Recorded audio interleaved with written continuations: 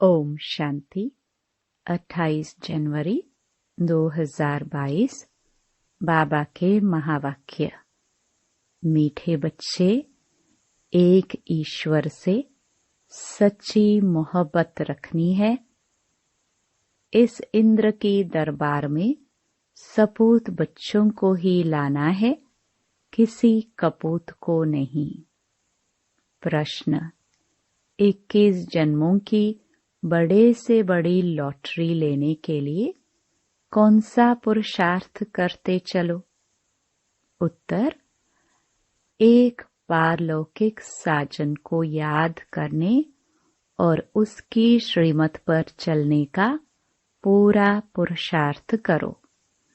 यदि किसी के नाम रूप में बुद्धि लटकी हुई हो तो वहां से बुद्धि योग निकालते जाओ। रात में जब फुर्सत मिलती है, प्यार से बाप को याद करो, दैवी गुण धारण करो तो 21 जन्मों की लॉटरी मिल जाएगी। गीत। न वह हमसे जुदा होंगे। ओम शांति। दुख तो यहाँ ही है। बाप आते हैं दुख से छुड़ाने, क्योंकि बच्चों को यह समझाया गया है कि कृष्ण यहाँ नहीं आ सकता। उनकी पुरी में दुख नहीं होता, दुख होता ही है कंसपुरी में। कृष्णपुरी हुए श्रेष्ठाचारी देवताओं की पुरी। हम अभी दैवी गुण धारण करने वाले बने हैं। अगर आसुरी गुण रखते रहेंगे तो दैवी संप्रदाय में अच्छा पद नहीं मिलेगा। अभी पद नहीं मिला तो कल्प कल्पांतर नहीं मिलेगा। बड़ा घाटा है। वह घाटा फायदा तो एक जन्म के लिए होता है। यह तो जन्म जन्मांतर की बात है। अच्छे बुरे कर्म होते हैं ना। सतयुग में सिर्फ अच्छे कर्म होते हैं। बुरे कर्म कराने वाला रावण वहां होता नहीं। यहाँ जो जैसा कर्म करेगा 21 जन्म के लिए उनको फल पाना है। या तो चलना है श्रीमत पर, या तो चलना है आसुरी मत पर।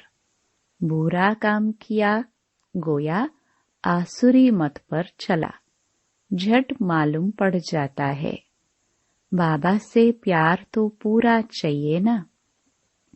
ईश्वर से प्यार नहीं तो गोया असुरों से प्यार है। यहाँ तुमको ईश्वर का प्यार मिला है। कहते हो ईश्वर बाबा। प्रतिज्ञा करते हैं हम एक तुमसे ही मोहब्बत रखेंगे।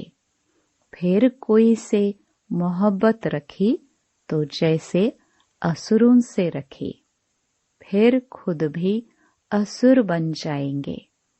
एक कहानी भी बताते हैं ना। इंद्र की दरबार थी। उसमें कोई परी विकारी को साथ ले आई। वह सपूत बच्चा नहीं था, कपूत विकारी था, तो दोनों को नीचे फेंक दिया। ज्ञान पूरा न होने के कारण ऐसे ऐसे को ले आते हैं जो पवित्र नहीं रह सकते हैं। तो जो बीके उनको ले आते हैं वो भी श्रापित हो जाते हैं। वह तो श्रापित है ही। यह ईश्वर की ज्ञान इंद्र सभा है। ज्ञान वर्षा बरसाने वाला एक ही बाप है। तो यहाँ बहुत समझकर किसको ले आना चाहिए। नहीं तो ले आने वाले भी श्रापित हो जाते हैं। तुम रूहानी पंडे हो, तुम ले आते हो सुप्रीम रूह के पास, तो बहुत खबरदारी से ले आना चाहिए। यूं तो मिलने के लिए बहुत आते हैं, कईयों से मिलना भी पड़ता है, परंतु वह भी दिन आएगा जो कितना भी बड़ा आदमी पवित्र नहीं होगा तो सामने आ ना सके। अभी ऐसे करे तो मुश्किल हो जाए। मंजिल बहुत ऊंची है। इतने जो भी आश्रम व सत्संग है, कहाँ भी एम ऑब्जेक्ट नहीं, कुछ भी जानते नहीं कि इनसे हमको लाभ क्या होगा। यहाँ तो बड़े बड़े अक्षरों में एम ऑब्जेक्ट लिखी जाती है। मनुष्य से देवता बनना है। सिख लोग गाते हैं, मनुष्य से देवता किए करत न लागी वार। देवता होते हैं सतयुग में, तो जरूर मनुष्य को देवता बनाने वाला भगवान होगा। भगवान क्या बनाते हैं? भगवान और भगवती, परंतु हम देवी देवता कहते हैं क्योंकि भगवान एक है। ब्रह्मा विष्णु शंकर भी सूक्ष्म वतन वासी हैं। लक्ष्मी नारायण भी दैवी गुण वाले मनुष्य हैं। दैवी गुण वाले फिर आसुरी गुणों में जरूर आते हैं। अब ब्रह्मा द्वारा स्थापना हो रही है।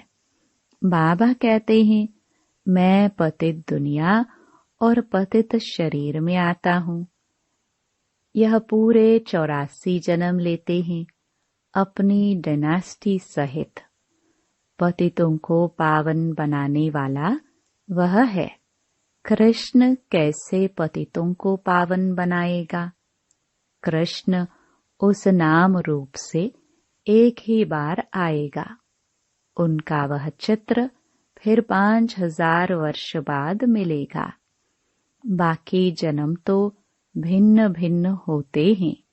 यही लक्ष्मी नारायण जो अब जगत अम्बा जगत पिता हैं, इनको पता पड़ता है कि हम दूसरे जन्म में यह बनेंगे। फीचर्स जो अभी हैं वह बदल जाएंगे। तुम अभी वतन में जाकर देख सकते हो। तो सतयुग में लक्ष्मी नारायण के कौन से फीचर्स होंगे? तुम इस समय साक्षात्कार कर सकते हो। यह वंडर है और किसको साक्षात्कार नहीं होता। तुम इस एक का एक्यूरेट देख सकते हो, परंतु वह फोटो यहाँ तो निकल न सके। यह फोटो तो यहाँ ही बनाए हैं।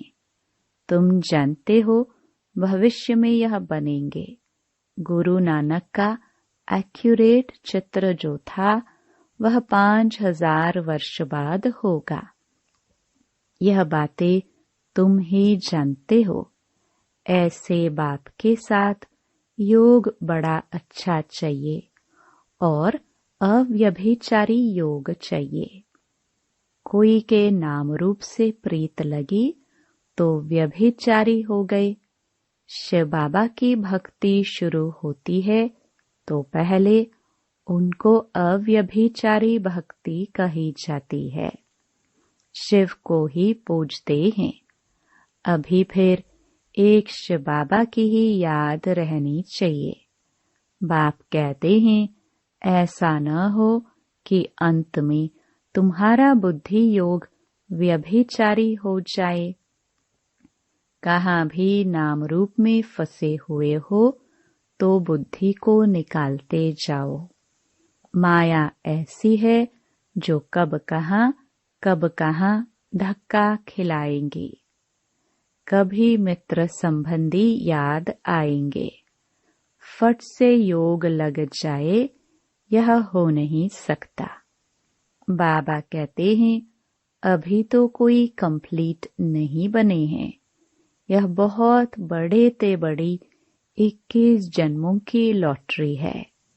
इसमें पुरुषार्थ बहुत अच्छा चाहिए। माया बड़ी प्रबल है, झट बुला देती है। यह भी ड्रामा में नूंद है। इसलिए याद करने का पुरुषार्थ रात में करो। दिन में तो फुर्सत नहीं मिलती है। रात में पारलौकिक साजन को याद करो। श्रीमत पर चलने से श्रेष्ठ बनेंगे। अब जो श्रेष्ठाचारी कृष्ण है उनको गीता का भगवान कह दिया और श्रेष्ठ बनाने वाले को गुम कर दिया है। कृष्ण के गुण और परमपिता परमात्मा के गुण वर्णन जरूर करने चाहिए, तो सर्वव्यापी की बात उड़ जाए। यह है संगम युग। इनको सुहावना कल्याणकारी युग कहा जाता है। सत्युग को व कलयुग को ऑस्पिशियस नहीं कहेंगे। ऑस्पिशियस उनको कहा जाता है जो कल्याणकारी है। सत्युग तो है ही कल्याणकारी। उनके आगे अकल्याणकारी युग था। तो महिमा सारी संगम युग की है, जबकि शिव बाबा का अवतरण होता है। बाबा कहते हैं मैं कल्प के संगम युग पर आता हूँ। कल्प पूरा होता है, फिर नया शुरू होता है। पुराने कल्प में कलयुग और नए कल्प में सतयुग।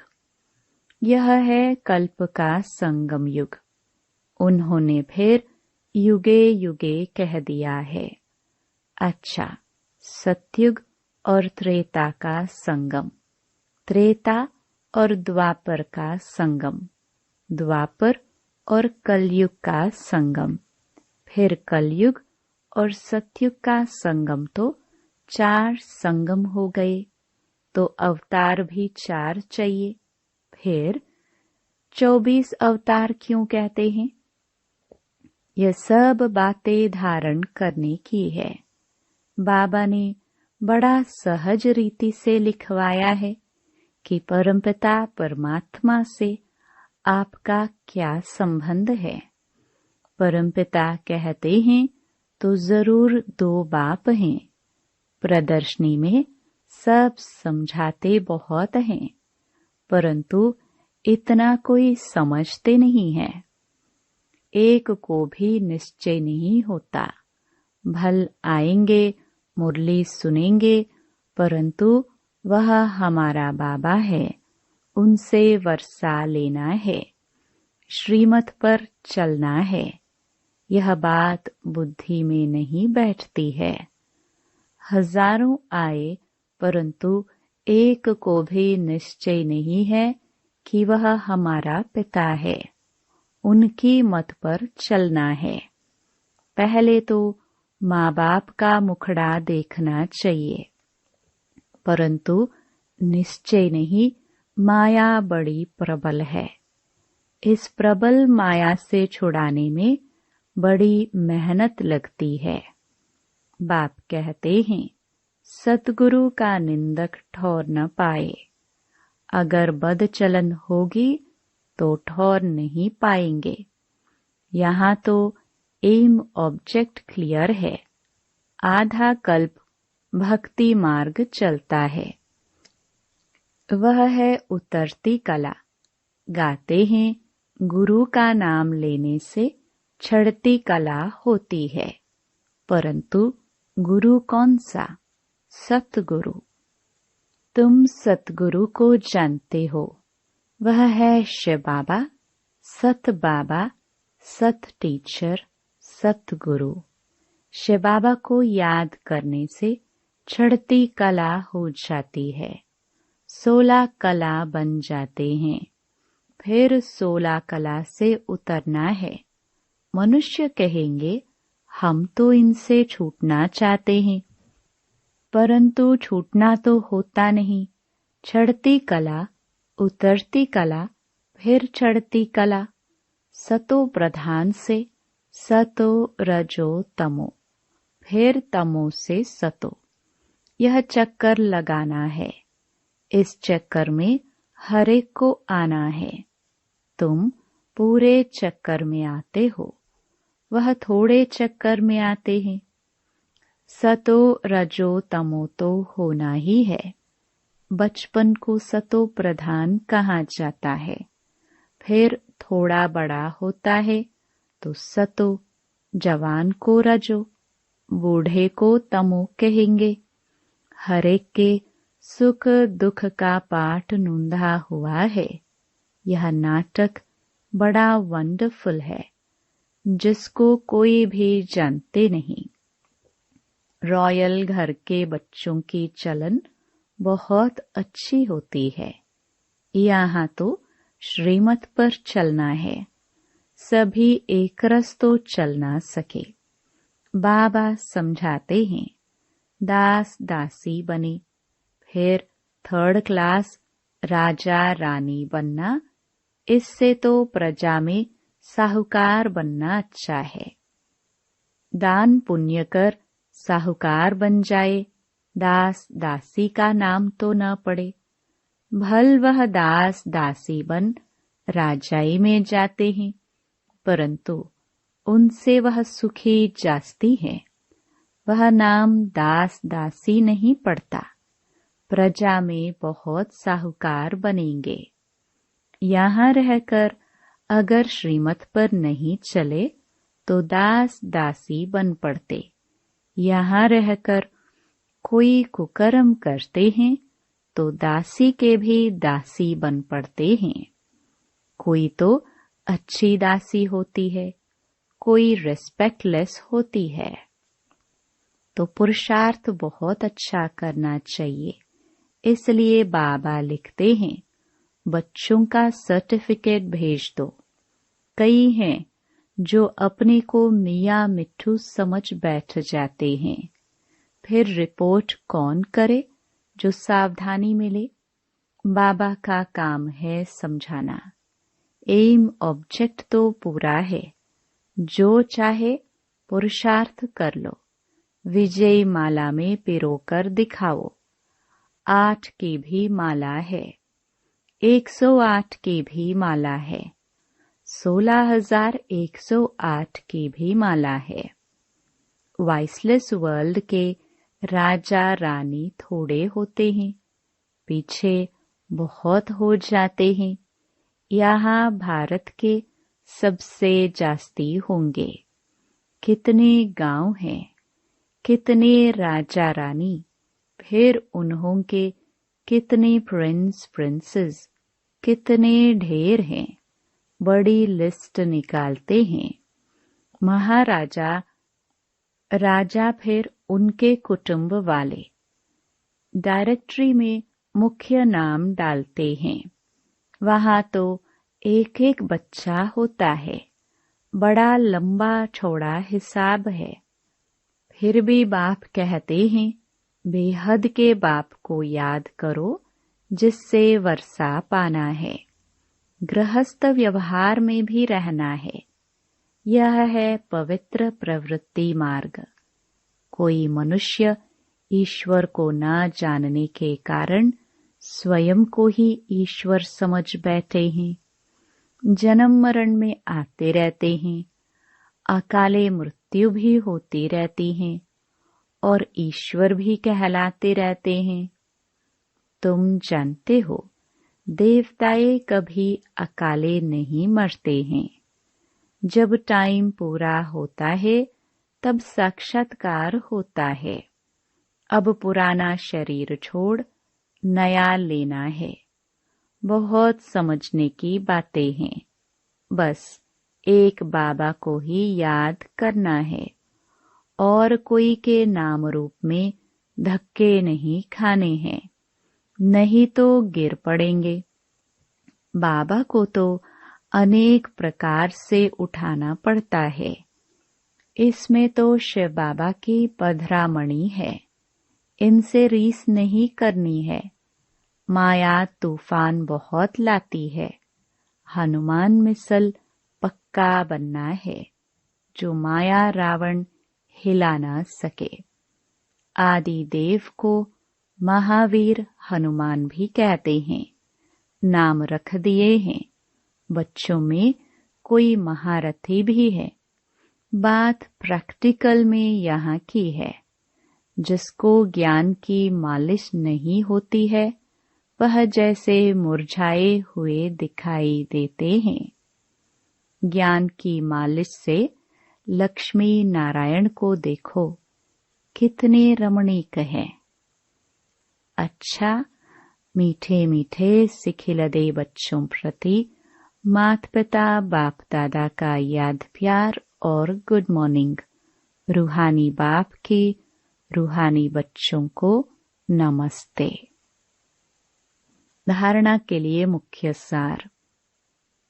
पहला, अपनी एम ऑब्जेक्ट को सामने रख ऊंच पद पाने का पुरुषार्थ करना है। चलन बहुत रॉयल रखनी है और श्रीमत पर चलते रहना है।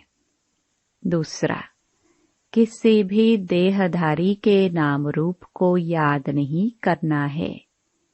एक बाप की अव्यभिचारी याद में रहने का पुरुषार्थ करना है।